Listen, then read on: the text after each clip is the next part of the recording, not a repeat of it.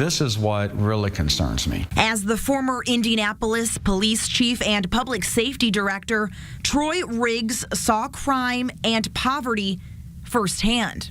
It's terrible.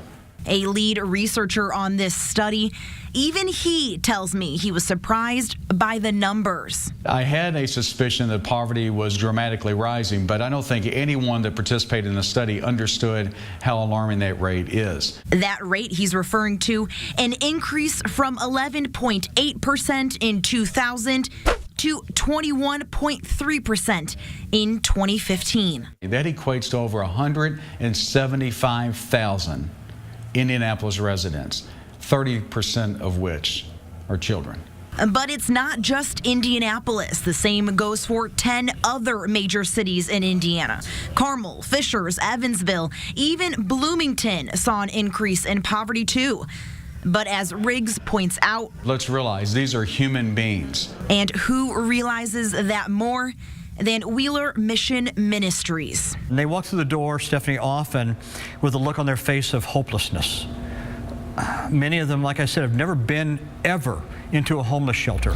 The Wheeler Mission Ministries works with the homeless population every day. They built this new facility with the idea that it would last them several years, but they tell me they are already at full capacity and they've been sleeping men on the floor all year long. We've seen our numbers climb exponentially over the last couple of years, and especially this year they've spiked to the point where we're actually concerned about this coming winter, about where we're going to house everybody. Wheeler says the data aligns with what they are seeing. Older people coming in after losing their jobs. That blue collar often is falling way below, and that's what drives people to unfortunately become homeless. When there's new technology, a lot of times that means things are being automated, and that means fewer people are needed in the workforce. Riggs says Indiana was largely an industry-driven state, and with those agricultural and factory jobs now gone, job loss is one of the leading causes of poverty. We can do better as a government. We can certainly do better as a community, and that's why we have the data. Where are the needs? Where are we doing very well? And how can we use those things that we're doing well to expand that to ensure that everybody has a quality of life that they deserve in this great state? Stephanie Wade, RTV6.